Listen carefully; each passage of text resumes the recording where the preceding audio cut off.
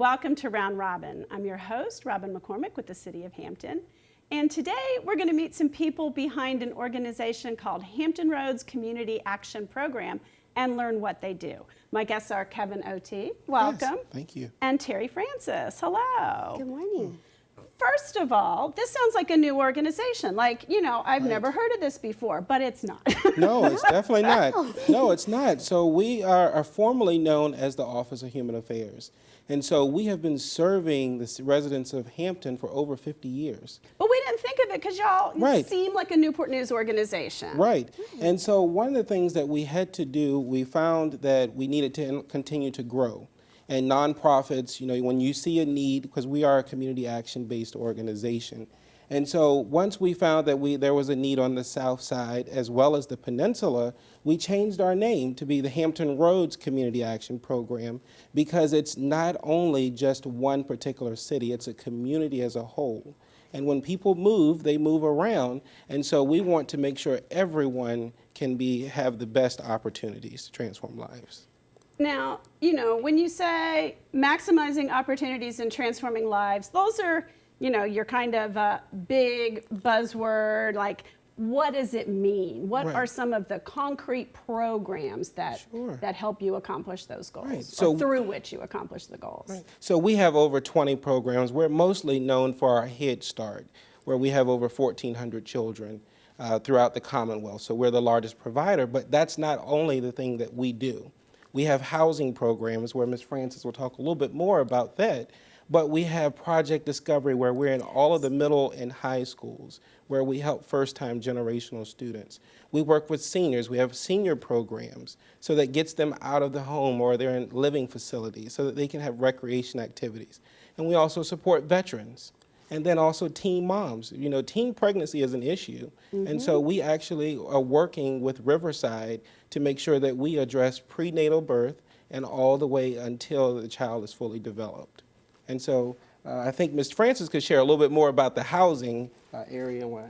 Definitely. The housing division is kind of your one-stop shop for everything housing. So we will walk with the homeowner through their homeownership process. We will walk with our homeless clients to help them to get into successful, sustainable housing. And then in between, we have rental clients as well. One of our biggest programs is our homeownership education program.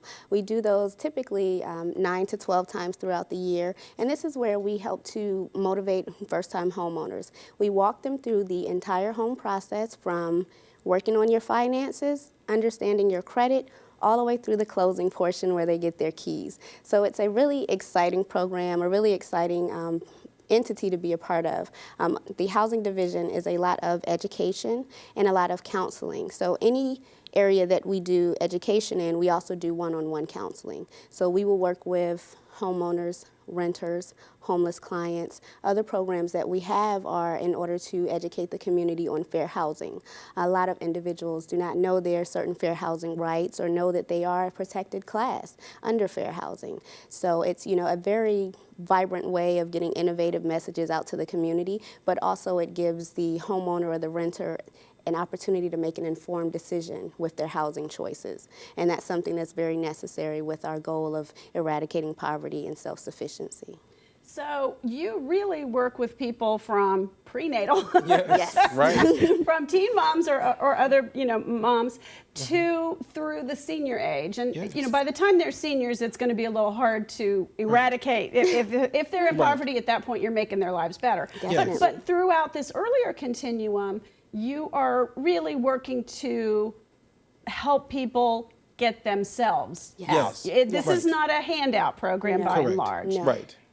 How that's a huge step. What are some of the key things? And I guess obviously if you start with Head Start, it accomplishes two major things. It's early education and it's quality daycare. Right. You know, to be honest, the parents are going to have to work probably, and or go to school, or you know, do those other things. And this is a very quality way that they know the kids are being well taken care of, and if there are those poverty early education gaps, you can help get kids familiar with reading and make sure that they, are taken care of and that they have meals and all that. That's can be so hard. So one of the things in the city of Hampton, we not only do we operate Head Start, but we're also at Aberdeen Elementary where we have a Virginia preschool initiative. So we have 51 children in that program. And so this is a comprehensive between Head Start, Virginia Preschool Initiative at Aberdeen, and the Project Discovery. We are taking care of the adolescents, but not just them. It's a household comprehensive case management system. So not only does the child get medical screenings, which is very important, because the brain develops by age 3. So we want to make sure that if there are any developmental delays, that we have identified those so that when they get to kindergarten, they are ready to go on and throughout their academic career. And that when we get to a little bit older, then it's time for the preparing for college. They are ready, but not only while they are getting prepared, HR CAP is getting the parents ready too. We have connected them through case management so that they can get financial literacy, understanding how to do a budget, how to be, self-sufficient. So, and then we provide resources. So we have an adult career training program.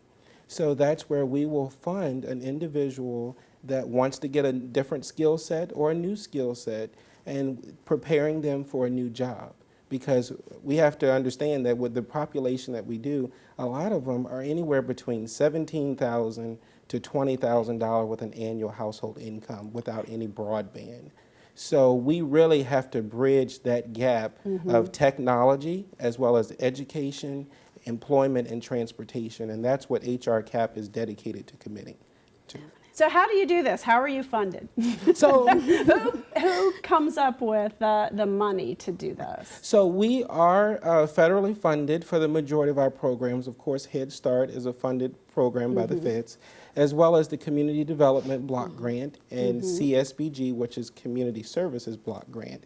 And so we utilize a lot of those funds to ensure that those that are having economic setbacks, for example, our veterans through support services for veterans, where those individuals that have been honorably discharged that just cannot make ends meet, they can reach out to us and we will provide them with utility assistance, rental assistance, or rapid rehousing.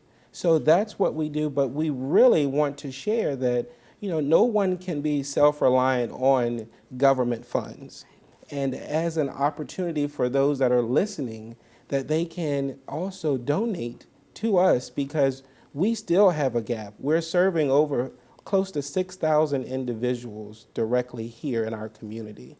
And so with the dollars continuing to shrink, we see it on the news each and every day. You never know what the impact. So we need help. We need volunteers. We need people to donate dollars or just to go and advocate for your community because we want safe environments, that we have vibrant jobs, and we have reliable transportation. And I see that you do have some community business sponsors and partners that work with you also. Yes, and that is one of the things that keeps us very strong in the community is that we have great partners. Most of all of the banks are supporting us. We have, for example, the cities. We have great relationships with the school system because in order to make our program successful, we need to have all partners to be able to give back to us so that we can continue to share and make sure that individuals that are having economic setbacks become self-sufficient. So that's a lot. Yes. That's like the weight of the world on your guys' shoulders right now. Terri, why do you do it? What motivates you? Why did you choose this as your career? I chose this as my career because it's what I want to do.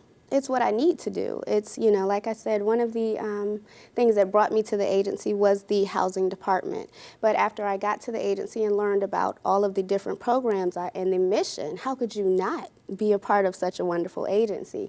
Growing up, in the Southeast and Newport News area and benefiting from a lot of the programs, Summer Lunch and Head Start, and working with the shelters and residing in some of the shelter programs was sheer motivation for me, and I wouldn't see myself doing anything else. I think my greatest motivation is my clients. It's a counseling and education is an active process. And when you're able to engage someone, that's a rewarding feeling. It's a very rewarding feeling. So that's why I do it.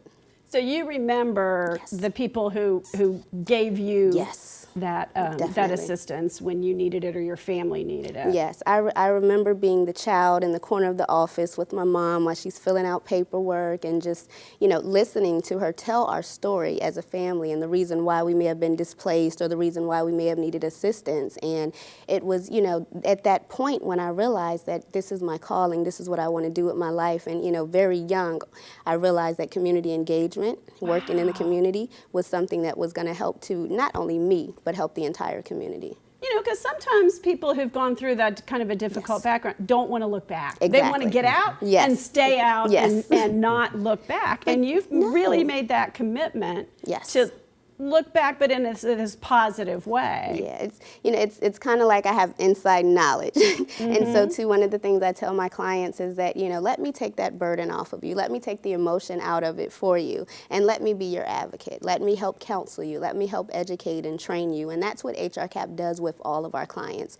Through the entire life cycle, we're working on them with education, training, whether it's housing or financial literacy or, job resources. So it's a wonderful agency to be a part of, and definitely, like I said, it's motivating to say the least. So how do you reach out to people? And I know that you are based in, I know we're supposed to call it the Southeast community, the Yes. East End, but that part of Newport News, the city line runs right here. Right. Yes, it does. People move back and forth. They do. It's not, it's not a wall. So the Hampton, the Hampton side of that area, or any part of Hampton, or now you're active in the South Side communities as Yes. well. How do you reach people? What's your message to folks out there who might need help? So one of our messages is that we are on all various forms of communication, whether it's social media, Facebook, Instagram, all of those things that we are now up with technology, because we know that different people, it could be a grandparent that needs to have a grandchild that needs to get into one of our programs. We have an enormous reentry population that I also need to be able to share. It's called Virginia Cares, and it's a statewide reentry program. And so what we do is we reach into the jails and go in and make sure that those that are getting ready to be released are going through a certified program. And we were recognized throughout the state as having the best program for reentry clients, making sure that they have housing and a job and that they're self-sufficient. So reaching out, especially on our website, and those that if they don't even have access to a computer, which we see is still an issue, they can just call us at our main office, 247-0379. Well, and I want to say, and we sometimes talking about reentry population, people who've made tremendous mistakes. Yes. The public isn't always sympathetic toward that. Yes. And I want to say to them, it is in your own best interest. Because Yes. if people can't get housing, can't get jobs, then they're going to rely on more public support. Correct. And it is much cheaper to help them recover Yes. from previous bad choices and to make up in educational gaps and to become the kind of citizens that we all are. Just because someone made a mistake early does not doom them for the rest of their lives. Correct. And we have found that we have so many resources and partners, as well as businesses, that once they see that HRCAP has gone through and certified this individual that has had a setback and has served their time, it's now to give them a second chance. But if you rely on HRCAP as your community resource, we will make sure that the individual that comes to you is ready. So before we have a graduation annually, and we make sure that those individuals have the tools that they need, they have the job skill sets, and that they are ready on an economic path to self-sufficiency so that it doesn't put them back in the circumstances that they were in the past. So that's what we all do, but we want to make sure that not only do we have government leaders that are supporting us for our reentry program, along with the sheriffs, but we have great vendors. Pearl Vision believe it or not, they help us to get the individual's glasses. What do you think? You Yes. can't really get a job if you You're can't right. see. That's right, right. And then Those things people don't think about Right. those basic Right. needs. Yes. And one of the other issues that we are starting to see even more is health insurance. Yes. We have so many individuals that are uninsured. And so one of our focuses at HR CAP is partnering with the community and going and doing door-to-door outreach, because we want to make sure individuals know that there are resources if you can't afford it. But we know that even co-pays are coming to be a lot more. Right, right. And so that is an issue that HR CAP is tackling by doing community outreach. Last year, we did a Driving Healthy Lifestyles. We partnered with BB&T to come out and help us do financial literacy, and then we had health professionals to come out. And so it is just so amazing about the community that we serve, and that all the partners are available and resourceful and want to help. So that reentry population is there, and we want them to know, if they're listening today, there is hope for you. There are jobs for you. Just call us and we can help you get the jobs that you need. Okay, and I really kind of want to close on that, but I did have, you mentioned, one of the other things that is so difficult is for first generation college students. For Yes. first of all, those kids whose parents didn't have a full education, maybe didn't have a high school diploma, to understand that they have that capability, Yes. to think of it as a possibility, which a lot of students don't do now. Right. And it's not for everyone, it's not the only path, but it is a path, and it should be open to people. And the economics of that situation have changed. Yes. I benefited from a lot of programs getting through college that don't exist anymore. Correct. And you guys also have scholarship opportunities Yes, available. so some of the things that we also do as Project Discovery, last year alone, over $800,000 was raised for 36 students that were in our program to go to college. And that is tremendous. But not only was it just the first year while they go, they are prepared when they go to college. They have the resources. They've met with financial advisors to tell them about credit card debt.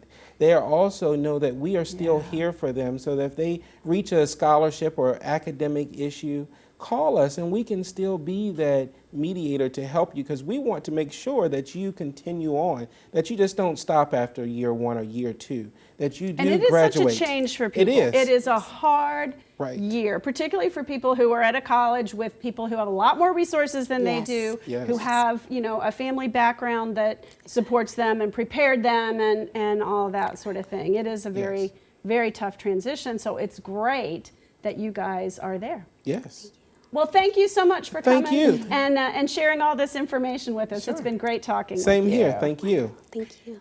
And thank you for watching. I hope you will reach out to Hampton Roads Community Action Program, whether it is in the donation or volunteer capacity, or if you need their services. Thanks for watching.